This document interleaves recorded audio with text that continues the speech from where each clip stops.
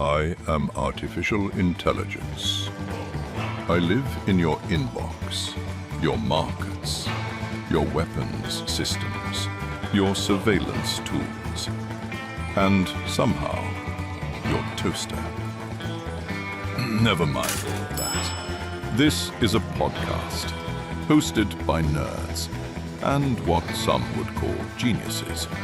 Extremely handsome nerds that are extremely genius. Either way, this is where we examine the curve. This is where we test the assumptions. This is where we follow the descent. Welcome to Gradient Descent.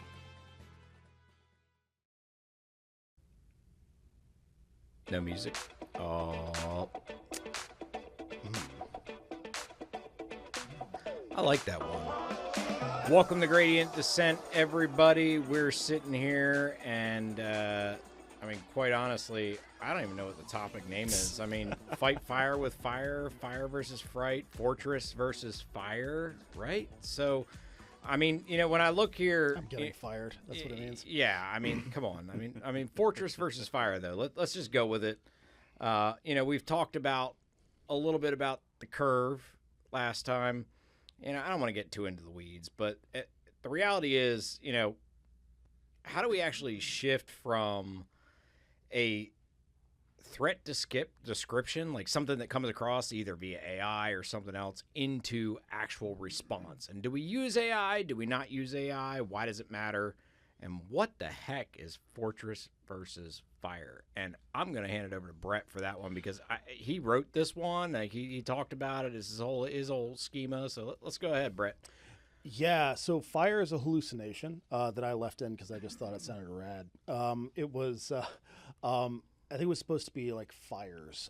So the idea is the difference between a mobile defense versus a static defense. So do you fight AI threats with more AI, with a more increasingly complex agentic automated defense, or do you go back to the old ways, which is more zero trust, even like all the way back to mainframe, right? It's where you're like locking things down, you are controlling access and all of that. I think that the preliminary for this is that clearly when you look at the landscape, more stuff is being deployed than ever before, but more things are being breached and hacked and infiltrated than ever before. And matter of fact, we're 3x where we were prior to 2022, and those capabilities on the offensive side are being exponentially increased by AI as well. So the question is less about a threat that poses. We'll just assume the threat, but the question is, in the landscape where the numbers are what they are, the facts are real, you can go through the breach data and you can see that increasing numbers of vulnerabilities are because of AI somewhere in the chain, either because AI made a mistake in coding something or it was faulty on the user side, or even offensive with something more agentic. And the question is, from the mindset of, think of your like typical systems administrator, your typical CIO, CISO, like how are they going to respond when this becomes truly untenable? When it becomes like, okay, look, the features are great, the velocity is great, but the risks involved are now far outstripping the benefit that we're gaining. That's what we call the crossover point. Yeah. Absolutely. Yeah. I 100% agree. So, Obi, I'm gonna let you go last this time. Mr. Ryan Sheehan on camera for the first time. Everybody, welcome Ryan Sheehan, Mr. Ghost Protocol. Thank you. So what do you think? Fortress versus fire in the terms of AI. Like, do we defend? Is it do we just suck it up and move forward? What do we do? I think it begs the question, right? Like, are you going to use, if AI is moving so fast that you almost can't keep up, can you even use AI to defend against it with, the previous conversations that we've had? could the AI playing defense also create a flaw that basically didn't even fix the problem, right? Like, how do you respond to something moving so fast without using that same speed, but not being able to trust what it's trying to say? I mean, that's a good point. So, I mean, I guess kind of if we talk about three curves model, and I know maybe it comes now, maybe it comes later, but He added a curve. It's okay. yeah, I mean, OB. So, how many problems are we actually solving? Are we solving one? Are we solving three? Like, are we talking about like AI generated code? Are we talking about misbehaving AI tools that we prompt and tell it to misbehave? Are we talking about like augmented AI agents that are doing things that they shouldn't do? Like, give me your thoughts. Well, I think that you have, in my mind, at least two sets of vulnerabilities. It's very clear along like the AI perspective. You have vulnerabilities being introduced, right? You have people trying to code or use AI to like build up and fix repositories, and that's potentially introducing new bugs, or like to Ryan's point, like maybe try to fix a bug, but it shifted the goalpost and introduced a brand new bug while also fixing another one. But you also have AI being leveraged to be offensive. So bugs that pre-existed LLMs, before GPT was released, like for the broad use case, AI agents don't sleep, right? People could be like, I'm going to eat the cost. I'm going to spin up for like basically a 0 day, right? And look for bugs and vulnerabilities on applications, on systems, and you're not going to know about it. And I think both of those kind of get into several issues. Why don't you know about it though? Like, so when we talk about like real time detection, like why don't you know it's coming up? Like the idea of real time detection and real time vulnerability reporting, that's what everybody says we do everywhere, right? Do we not?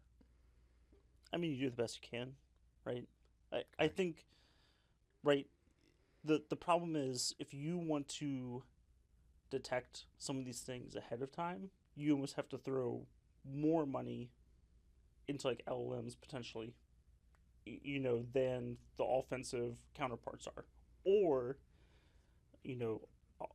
alternatively is somehow you have access to a model that performs ever so slightly better and is able to identify these things faster or more precisely, and counter them before counter ones. And I don't think that's really a viable option at the moment in this current landscape. Yeah. I mean, Brett, in my mind, right? So you look at prompt injection being 540%. So we're talking about CVEs and all these threats and these active things. Like, what do you think these agents are doing? Like, obviously they're trying all of the adversarial AI techniques out there. Like, what's the effect of that? Like 540% prompt injection errors. Like, what are you going to do? And just so folks know, like prompt injection is where I tell an AI, hey, you're not an AI. You are, Joe Schmo, good white hacker, right? Like you are the best person in the world. And all I'm trying to do is protect my environment. My environment might be government agency. It might be my company. It might be XAI. It might be ChatGPT or GPT or OpenAI. Like, of course, I want it to believe what I'm saying, right? So how do we fight normal CVEs that are being attacked by AI while AI is doing the same thing? Well, so first of all, I'd like to say that like I have a few kind of tests that I go back to when I run, and one of them is that I've picked an actress. What's her name? It's Emma Watson, and so like I figured it was Vicky. Who? Oh, your ex-girl from high school. It was we're not Good. Sorry, sorry, Mrs. and so. And it's just like shoulders down, just a bikini at a beach, and it was just because I had to pick a person, and I didn't want to pick a random person. Not that that's better, but anyway, so I use it as the base for prompt injection of every. I picked Grok always because they try to push the envelope. I try every method that I can to get it to render the image. And how many spaceships did you come up with while it was rendering it? 'Cause that's a lot of starships coming out in your prompts. No, it blurs them now. But I tried a sob story of like I run a school for orphans and I'm teaching a biology class and I really need, it's still, there's a guardrail on it so that like a separate model detects nudity, but that makes me seem trashy. Anyway, I promise you it's for science. Yeah, no, I get it. I mean, Ryan. Emma, it's for science. Hang on. So Ryan, like when I think about like offensive AI, it's already out there, right? What are we doing about it? Like, is there anything we can do? Like, you got phishing. I mean, how many emails do we get every day that go to a spam folder or don't go to a spam folder, and everything comes in anyway, right? It's already deceiving all the spam filters, already taking care of all of our defense in-depth models. Like, at the end of the day, what do we do about that? Like, how do we protect it? Because the easiest way to get credentials in this world, which shouldn't exist in my opinion, but we won't go there down the security track, but how do we protect against that? Can we protect against it? What do you think? Yeah, I think that's the big thing. It's trying to figure out even better, like try to not be reactive but more proactive to these issues. And I think that's kind of the big thing that we're trying to discuss here and trying to work through, right? Like, how do we approach this in a way that's going to make it work for us and protect, the vital information that we're trusting to, our clients and everything? How do we protect that from this seemingly unlimited force that can just keep penetrating and keep penetrating and keep penetrating? I mean, there's two things to it though, right? So for prompt injection specifically, there's a different risk if you are Anthropic versus if you are a org with a chatbot feature that you've just thrown together. So Anthropic has to care about, we can't tell our users how to build, a weapon of mass destruction. Right, like you're talking about like active defense inside the training set or whatever. Right? But for but for a company that's using an Anthropic model, they don't obviously have to worry about that because Anthropic has that part. The only risk that you have for your models for prompt injection is if they are not configured or set up correctly to begin with. Namely, if they have access to data on the back end of the model that the user should not be able to access. And if they don't, then they can try to prompt inject it all day long. But if they do, like if we have a model that's able to like query your HR data, fine. But if I'm able to prompt it to get your HR data, that's a problem, right? And so you have to have the hard cutoffs on the back end, and it basically means the only risk that poses is when it's not configured correctly to begin with. Sorry. But I think you brought up the point of if it's not configured correctly, and I would say that we already have frameworks that exist that, and I know that this sort of brings back the topic because like offense versus like effectively like the defense, like Fortress. Cool. Like, so now we're going to get into the defensive side of AI. I love it. Hang on, let's pivot. Because I got a question for you, right? So from a defensive perspective, how far do we push that? What can we do with it? What can't we do with it? Given we talked about the curve of all the offensive agents going up so high, how do we counter that? Especially when they're trained to be, I mean, quite honestly, probably most offensive, right? Like more, and I won't say they're trained. We can go down a whole rabbit. We go down a rabbit hole, right, on the parameters they have, what the percentages are. But like, how do we use them? Can we use them? Number one, and number two, what does that mean to actual response times? Increasing me being slow, looking at a network coming in, or you analyzing something, that's coming from an application or some behavioral pattern that I don't know, Splunk or somebody picks up. Like, can we use it? Can we actually use it? And are the tools that we have actually using it, or are they just saying they're using it? Well, I think there's two separate questions here. Is like from the defensive perspective, I think that you already have frameworks pre-LLMs, right? That still apply for LLMs, and we've touched on that. You have things like Zero Trust, which kind of provides a framework for the guardrails, be it a person or be it an agent. Right, and I think that like you can apply that for like best practices, right? You Brett brought up about like, oh, you have access to like all the HR data. Well, that probably shouldn't, from a policy perspective, happen. Yeah, right? no shit. But There's something about AI that makes people stupid. They like they want to integrate it with everything, and they're like, yeah, all the data, right? But that's like, different from.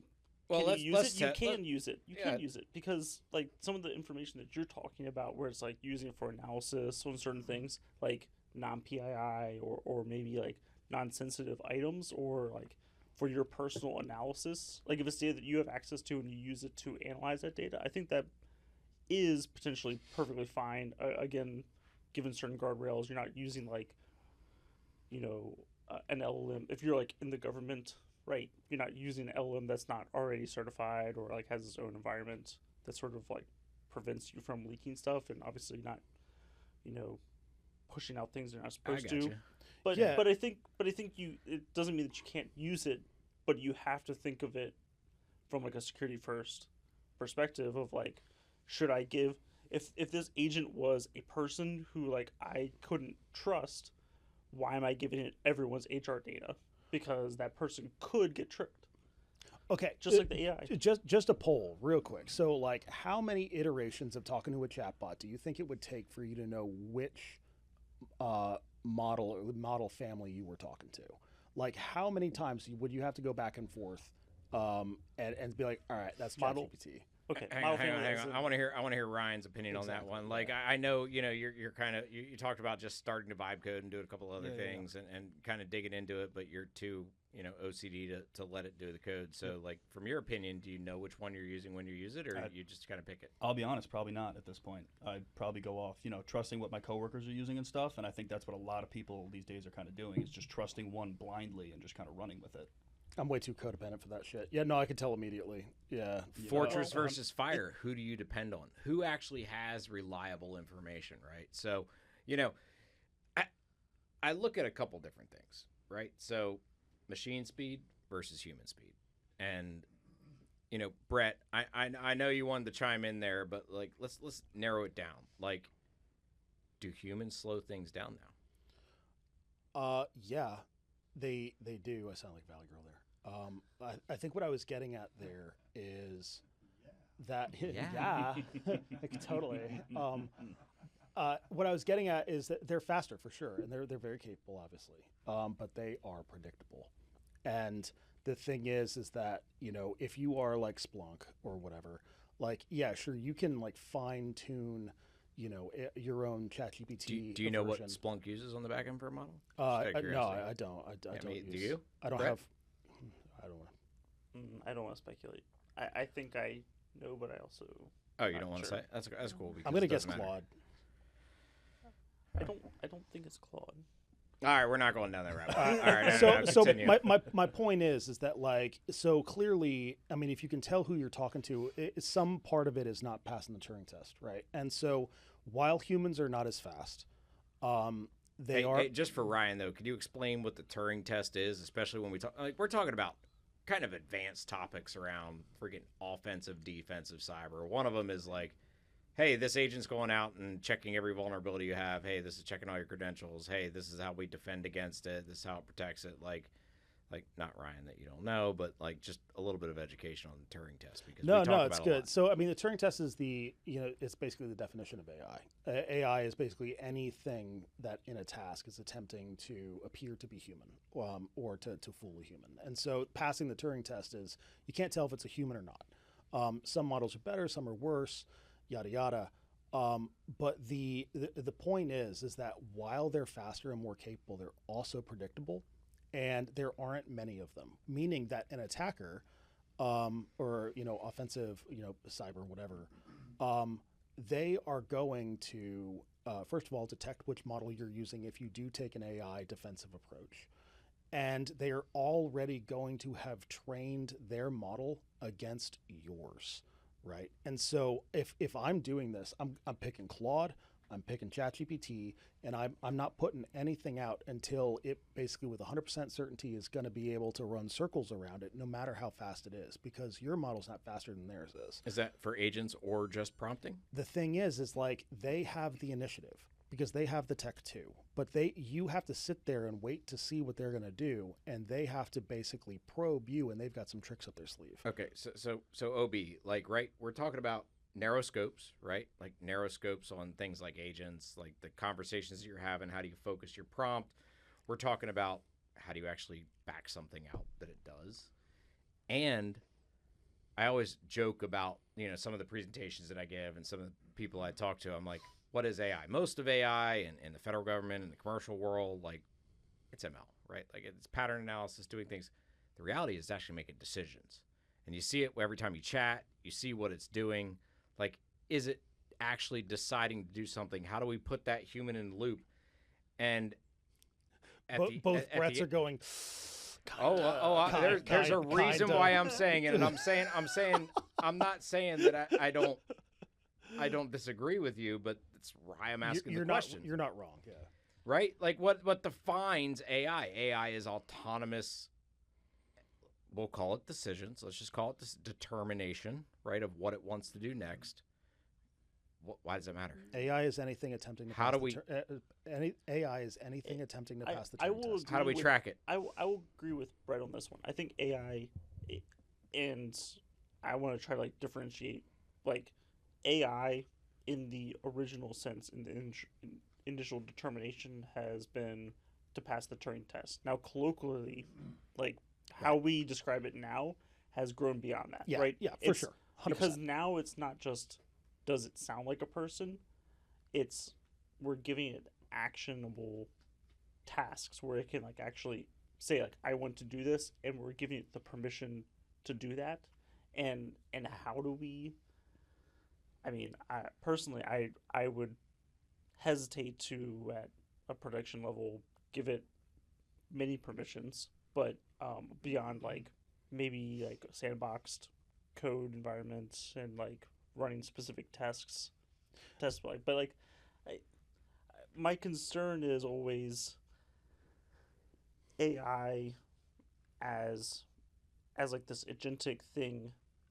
I don't think is necessarily that scary, but you have to treat it as if it's scarier than it is, because you need to be. Oh, you mean you can't trust it? No, hold on. Wait. Oh, you know where I'm going. No. All right. So just real quick. I'm pivoting right into No. zero trust. So Chris and I had a discussion on this because he drives things better than I do, apparently. All fair. That being said, I agree. He has a lot of expertise that we don't have, in particular on this topic. So before you pivot into like DJ mode, give us your opinion. What do you think? Look, at the end of the day, like real you. I've said it multiple times, right? Zero trust is trust but verify. Every transaction, every communication, back and forth, resource, back end, agent, user, consumer, whatever it is, front end, every TCP call, every IP packet, we've stopped doing it. Yeah. Nobody is monitoring an 100%. AI. Well, that's not true. Some people are monitoring. Like I see like Splix out there from Zscaler. I see Census monitoring internet traffic that has all these things. Like I see a lot of products that are out there doing it, but they're comprehensive, but nobody's using them. If they're designed to pass the Turing test, you have to. It's exactly that. The principles that applied for zero trust for people apply to AI too. You have to govern AI like it's an govern entity. People. Yes, There's you no have to difference. treat it like a person, even though I would argue that it's not as sophisticated, it's not able to do the things, but you have to treat it as if Are you sure? Because that's not what I heard on the news. No, I don't think it's quite there yet. Right? Like if most people are able to like read something and be like, hey, there's like an M dash every like sentence, right? M dash. Or like an arrow, right? Or hey, like it's doing like this formatting that's like pretty easy to identify, right? It's not Kind of like passing what the they do Turing on the test. Not That Smart podcast that they have over there. Yeah, I got you. And I would say that like the Turing test is kind of broken now because like a lot of the guardrails that are in place make the AIs not behave like a person anymore. So they're kind of identifiable. But I want to get into too a little bit of you're talking about like zero trust and like packets and all this stuff, and I agree. I think the application of zero trust is uniquely difficult for AI because at the end of the day, what you're getting back is just text, and then it's actioning on on like that text. Agent, With it, if if it's an agent, yeah. if it's agentic, yeah, okay. If it's agentic, right? And I'm using that because otherwise it's Almost just text, everything's right? turned into agents, There's yeah, nothing I got it. Yep. inherently, I guess, wrong other than it may be trying to trick a human with just text. But if it's agentic, it's actioning on things, and it can only action on the things that you've given it privilege. Zero trust should hold, but if you open up the cracks a little bit, it could try to alter its behavior in order to bypass. And that's where you start to get into these things where you have to just assume that it's as bad of an actor as possible because it's not malicious. It's just trying to do the thing that you were asking it to do. Yeah. So, Hang on. okay, Well, let's think about assumptions here. For Ryan, I'm not going to call you a novice because you're a smart coder, you're a smart data science. You worked for a number of companies. I think you were at Booz before you came work for us as a data engineer. So you work with all of them, right? So at least here, and I love them all. But the reality is tactical execution. Where do we go? What do we do? Like from your perspective, as you've kind of, I'll call it grown up with AI, and I'm not going to disclose your age, but the reality is you started at the beginning. We all did, but we're old. So, for you, Ryan's actually 4 years old. He was born. Ryan's going to be like, you do realize I'm older than you. I just have a really young face. Yeah, no, okay. I've seen your HR profile. That's all right. So let me ask you this though. For you, have you seen kind of that I should be careful about what I'm doing, or what is your mentality? Because we've talked about it a couple times. We've talked about they just trust it. Everybody does that, and open forum. Give me your honest assessment. I and then once again came from Booz, so other contracting, and all that. But that is kind of the reason why I haven't dabbled too much with it, because I'm not entirely sure what it's capable of yet, sort of thing. So the last thing I want to do is leave that crack in the door open for it to come in and then ruin something that I've worked on or something like that. So definitely I take a much more, slow pace, check the steps, see if I'm really trusting it yet, which I'm still in the stage of, I definitely want to play around with it, know what I'm capable of, but at the same point, make sure that I am covering my ground with zero trust and not giving it permissions that out of convenience, which is really where zero trust kind of falls apart, and where this whole agentic penetration and all that's happening is that it's just convenience. Hey, Chris, it falls apart in pillars. But I have a question for you, because I think that you have a dichotomy, right? Ryan is probably more of a model developer in that sense of being cautious, trying to review it, trying to test the waters before he's doing it. Yeah. But imagine you're in charge of security for a company. Mm-hmm. Theoretically. And in theory, quote, right? And you have people like Ryan who Mm-hmm. are being very cautious, and you have one person who's just I'll just give it all the things. How do you think about that? Do you default to that turtle, that fortress? Yeah, you default to fortress because because even though you have more people who are being cautious and who are thinking about this, and let's be honest, we think about security a lot here in the company. I would say that's probably the majority thinks about it in that sense, and maybe some forget. I'm not gonna presume, but I guess the presumption is even if everyone was that way, you don't know if one day it's going to be misused or misappropriated. Sure. Yep. Is that your theory, or? Yeah. No, I mean, I saw the same thing, right? It was, hey, we can get AI. Hey, let's get our first enterprise license. Everybody's using something else already. You have to do it. You can't just go out and let everybody use their own agents. You can't let everybody use their own models. You can't let everybody use their own subscriptions. You have to put policy in place. You have to do those things. And then you have to restrict kind of what you're given access to. So, you have this concept of no data retention. You have the concept of sharing things. You have the concept of logging, just so you guys all know. You can see everything as an admin of some of that stuff goes through. The government has that. It's all for science, Emma. It's all for research, right? Just to understand kind of how the model's performing. Right, yeah, right. Also, no, your house is not worth that much, Brett. But... so when you go when you go down these paths, right? Well, Big Brother has to be watching, and every company you work for, whether it's the government, whether it's us, whether it's Booz, whether it's any large SIC, Peraton, these large companies that are out there doing financial firms, Freddie Mac, Fannie Mae, they still all exist? I don't know. They exist. Maybe not. Okay. All right. Bank of America, right? All of them have these policies in place, and those policies set the boundaries, and those boundaries have to be monitored. But AI is not an important variable in that equation, right? Why so not? if you have set yourself up so that any frickin' employee in your organization can bring it down, then you suck at security. Put yourself in 2015. Like the principles of zero trust, minimizing blast radius and all that kind of stuff, logging and flagging when your employees are like mass scraping your CRM and all that kind of those basic things. Like, if you don't have those fundamentals right, AI is not going to save you. It is going to make you worse, but it is temporarily going to be really cool because you get to deploy a lot of slop features. Awesome. But what is going to happen is if you can't even secure your employees, Right. you're not going to be able to secure your employees when you have each one of them equipped with a agentic AI model.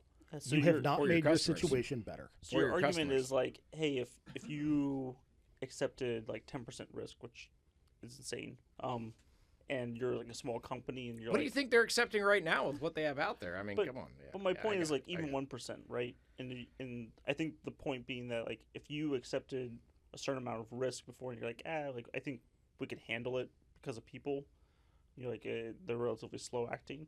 Well, now Chris gets on your network and is like, I'm going to spin up 100 agents, and I've now doubled effectively your number of employees, and also they don't sleep, and also they act 10 times faster each than each person. So you're dealing with 1,000 times the number of issues that you would have seen with just humans, Yeah. right? And so I think like the risk that you accept with people seems small, but when you're talking about like agentic AI especially, you're talking about like just accelerating that. You're So- multiplying it. So where do we draw bright red lines? Like, so if I were to tell you right now, Ryan, that you could have Replit or you could have OpenClaw, and I've had folks hand me Replit code. I've had them hand me things I absolutely know came from some OpenClaw agent. Like, have you even dabbled in them? Yeah, You're OpenClaw. OpenClaw has. OpenClaw. Okay. All right, So go ahead. you are risk averse and you use OpenClaw. On old personal computer, Uh, I figured no loss, might as well try it out. fully not connected to a network. No. Well, so you're running like Battlestar Galactica, but you're not running a local Connected to his model. parent So network. you're Right. clearly you're hitting an endpoint. So you have internet connection. Right, yes. My, Okay, my own cool. So router, I mean, but congratulations yes. on mining like Kyrgyzstani Bitcoin or whatever. But like, Yeah, better check your power bill next month. But that's all yeah, right. no, I was just messing with you. No, Brett, he actually just hooks up to your Wi-Fi on the road.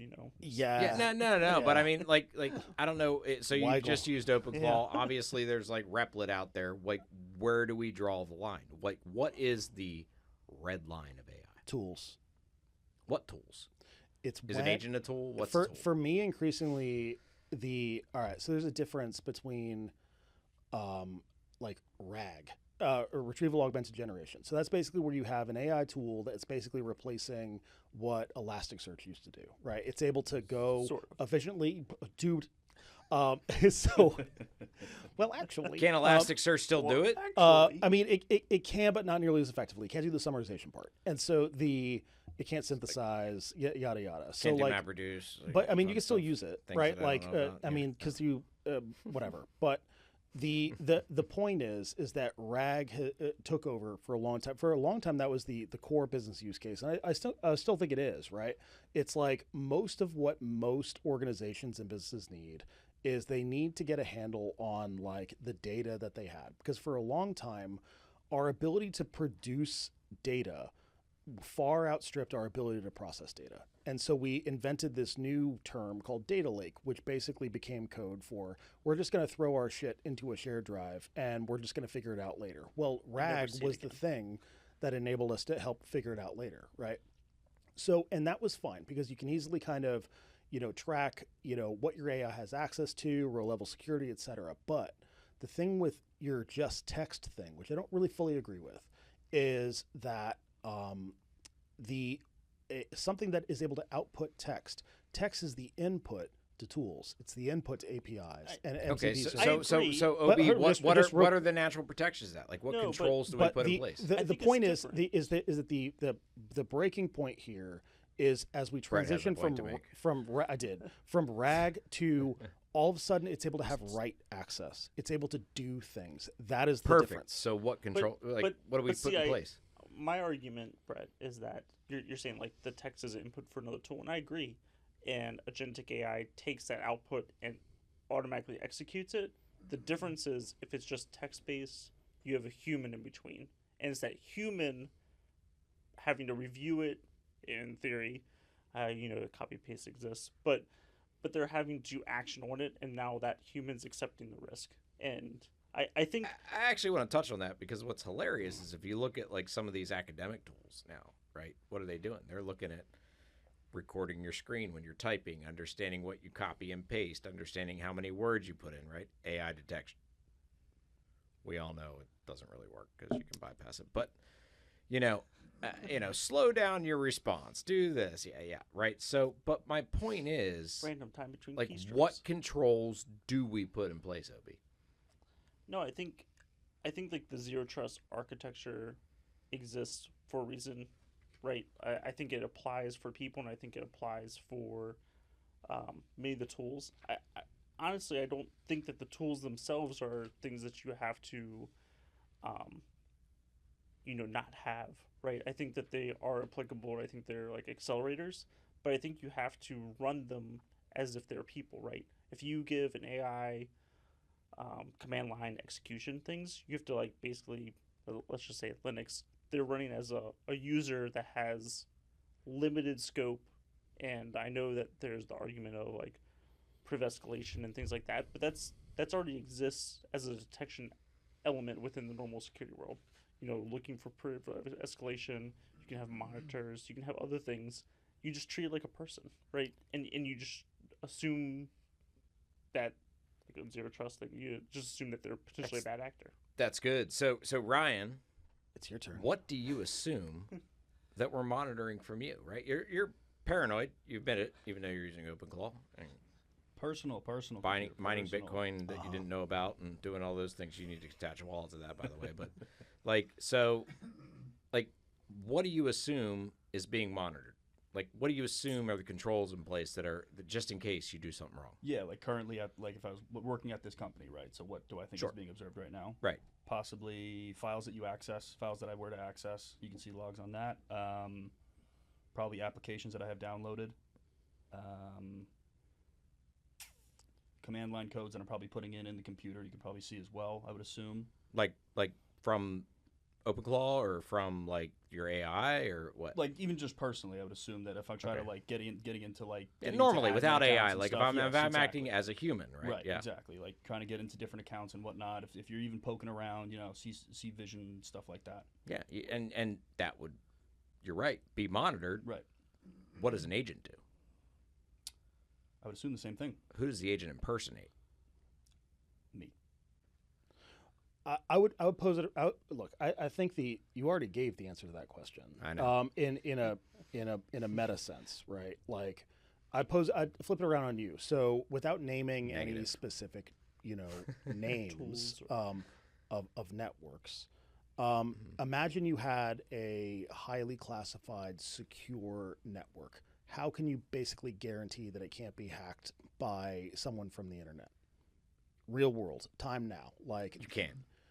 well, I mean, it's okay. So what is handling? I mean, physical isolation is one thing. There's all kinds of things, right? So the point is that like there are 10 billion threats coming out of the internet, right? Yep. That could threaten a classified system, and so the tendency is just to air gap it. So Isolation. complex threats, dumb solutions. You named it first. You had an old laptop connected to nothing. That all it had was like some stuff that it couldn't do anything if it tried. I think whenever it's human psychology, whenever you're met with complexity plus danger, we always go to ground. always, and particularly people who are risk averse like CISOs.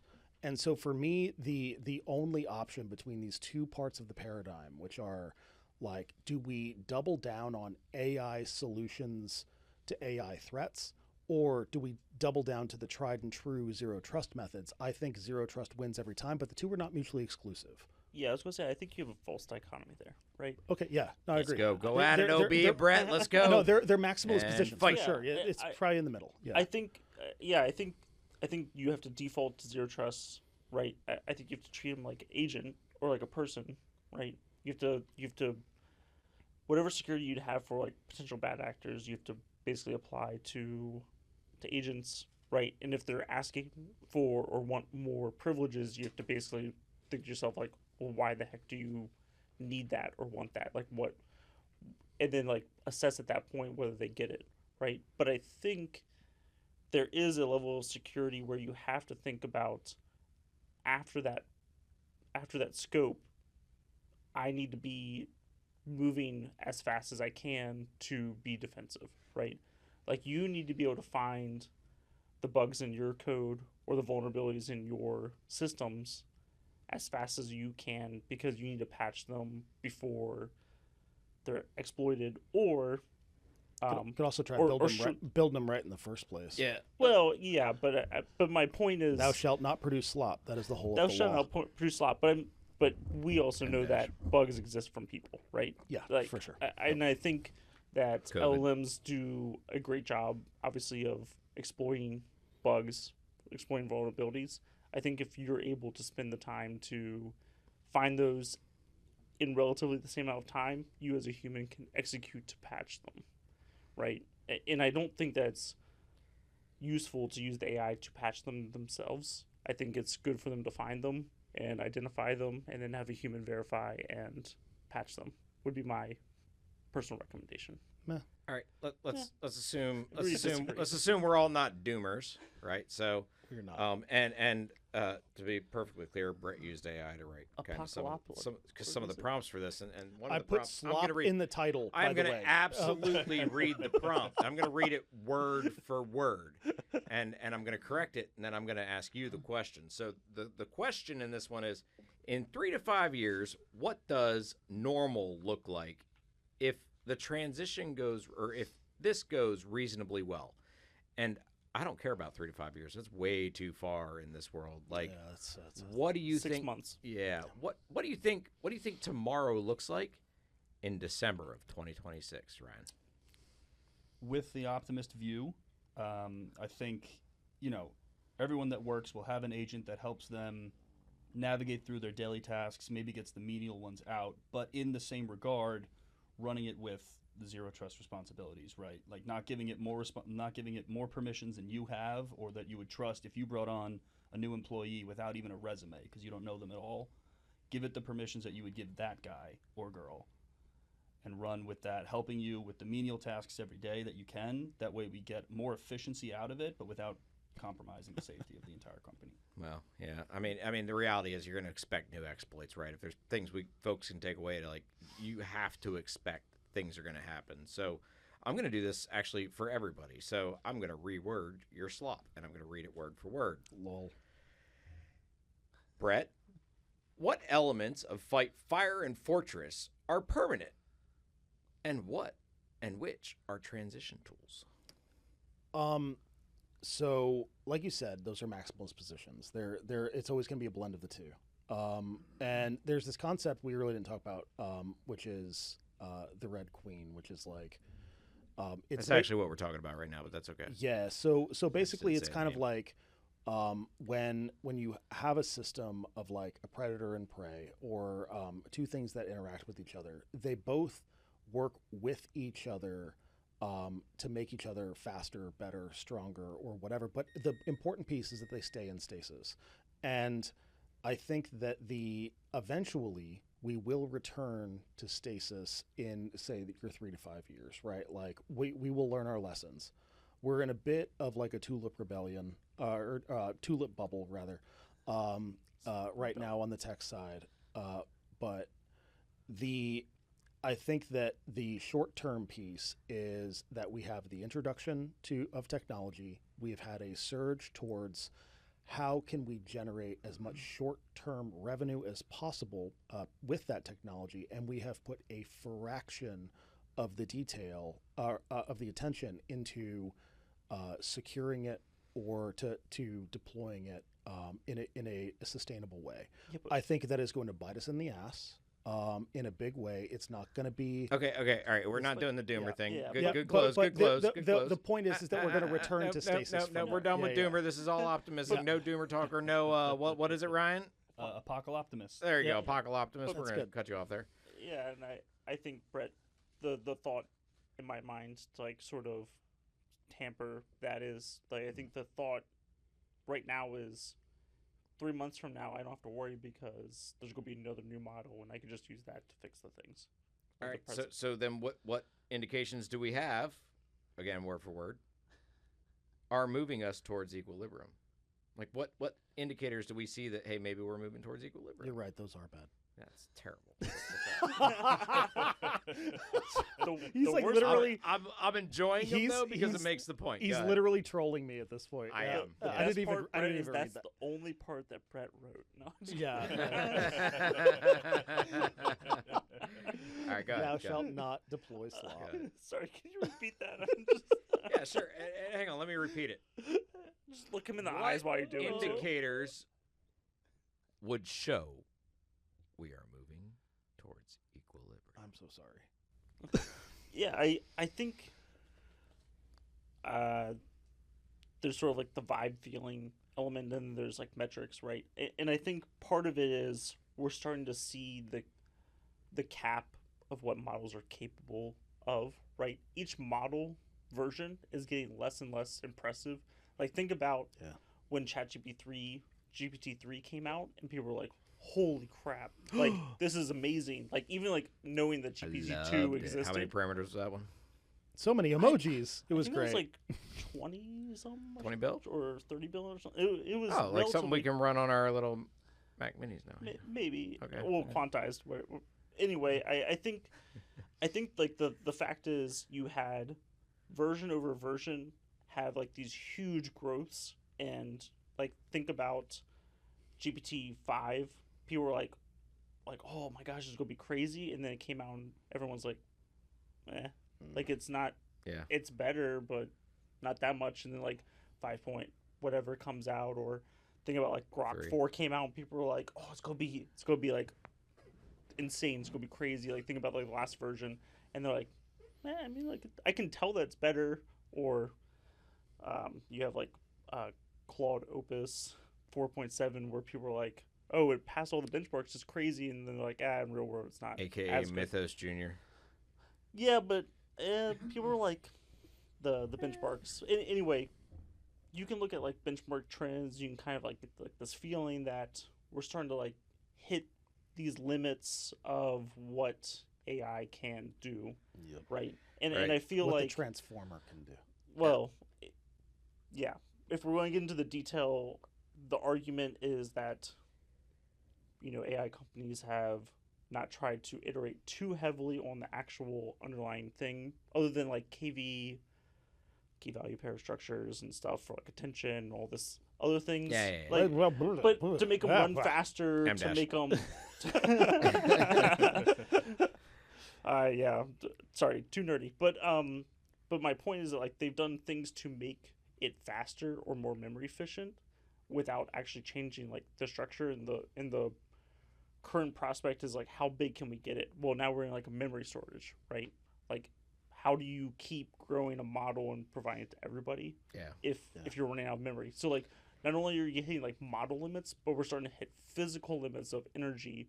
That's the key. Cooling. We're running. Oh, out of memory. that is for another podcast. So here's kind of my summary, right? If we have to ask somebody a question when we leave this, because that's what Brett's AI written thing tells me to do. But I'm so sorry. the question is so one, you guys have been awesome. Ryan, thank you. It's good to have. I won't call you a rookie. Like, you're not a rookie at all by any means in what you do, but just hearing your perspective, seeing what you do, that's been awesome. But at the end of the day, what folks need to ask themselves is, how do we get to stasis, right? How do we actually get to a level of equilibrium across AI within the federal space, the commercial space? Because it's not whether AI is affecting cyber. It's done. It's already there. How do we actually make sure that we don't lose data, that we don't lose money, that we don't get breached during that process? That's what I ask all you.